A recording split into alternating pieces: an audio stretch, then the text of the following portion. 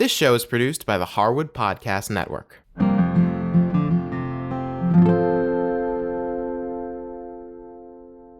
Today I'm making this delicious citrus roasted turkey featuring the Pollen Ranch Herb de Provence Pollen Spice Blend.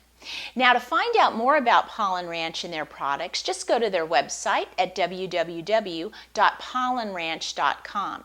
Now, if you'd like to follow along while I make this turkey, grab your smartphone and scan the QR code here on the screen and the recipe will come right up. Now, the day before Thanksgiving, we'll want to get the herb butter ready. So in a small saucepan, I'm going to put in 2 tablespoons of butter, 1 tablespoon of olive oil, 3 tablespoons of the Pollen Ranch Herb de Provence Spice Blend. This is a classic blend of French herbs and spices, but in addition, it has some wild-crafted fennel pollen in it, and it makes it great to add to any meat dish or any soup or stew recipe you have. And then I'll add a teaspoon of salt and a teaspoon of fresh black pepper. And then I'll take this over to the stove, place it on a medium heat until that butter is melted. Now you will want to put this mixture in the refrigerator overnight, but what this does is it lets the butter and the oil start to soften those herbs, and that will be delicious on our turkey. I'm going to be roasting my turkey in a large roasting pan, and I have a rack that I'm going to put in the center. I've taken my turkey out of its package and I've rinsed it in cold water. I'm going to put it right on the rack, and then I will take some paper towels and pat it dry. I'm also going to place the neck and the giblets in the roasting pan underneath the rack. Then I'll take 2 oranges and cut them into slices, along with 1 large onion. Now before I put my oranges and onions in the cavity, I'm going to put 1 tablespoon of the Herb de Provence spice mix into the cavity of the bird. And then I'll put in my onions and oranges. And then I'll tie the legs together with some butcher's twine. I'm preheating my oven to 400 degrees, and I have just the bottom rack in the oven. I've taken my herb butter out of the refrigerator so that it can soften, and now I'm going to put it on my turkey.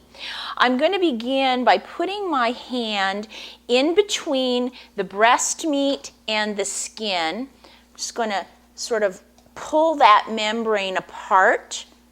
As you can see, it makes a big pocket here. I'll take a handful of my herbs and I'll place that right underneath the skin, rubbing it into the breast meat. And then I'll take the rest of the herb butter and I'll rub it all over the turkey. Now I'm going to take a piece of foil and cover the turkey. Now I'm going to place this in the oven. I'm going to let it bake at 400 degrees for 20 minutes. And then I'm going to pour 2½ cups of my broth into the pan, and I'm going to use a wooden spoon to scrape up any brown bits that are forming on the bottom of the pan. And I'm going to let this roast for another 40 minutes at 400 degrees. Then I'll turn the oven temperature down to 350 degrees. I'll remove the foil and add another cup of broth into the pan. Then I'll put the turkey back in the oven and let it continue roasting for about another hour and a half, depending on the size of the turkey. Figure about 12 minutes per pound. And here's our beautiful turkey. You'll know the turkey is done when a thermometer inserted into the thigh registers about 165 to 175 degrees, and the juices are running clear when you pierce the turkey. I'm going to transfer the turkey over to a platter. I'll tent it loosely with some aluminum foil and let it rest for about 30 minutes. Now for our gravy, I'm going to start by making a cornstarch slurry, which is 3 tablespoons of cornstarch mixed with 3 tablespoons of cold water. And I'm going to stir that around until the cornstarch completely dissolves. Now I have a little colander here. I'm going to strain the juices out of the turkey pan using a spoon to kind of press any juice out of those solids. I'll throw these away. Now I don't want to use the fat at the top of the juices, so you can either spoon that out or use a gravy separator like this and just get the drippings into a 4-cup measuring cup. And then I'm going to use enough broth to make 4 cups of liquid. Then I'm going to place this in a large saucepan.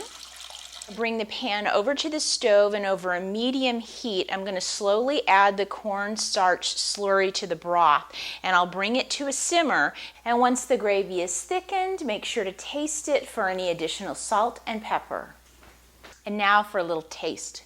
This turkey is so moist and delicious. That herb de Provence pollen spice blend just permeates the meat and gives it an incredible flavor. Make sure to check out Pollen Ranch and all of their incredible pollen spice blends. They're a great way to add amazing flavor to your cooking. Now, if you'd like to make this citrus roasted turkey at home, just go to our website and go to the Easy Entertaining show notes, and I'll have the recipe there for you. Don't forget to join us on Facebook, and as always, if you have any ideas or questions for me, please send me an email. I'll see you next time.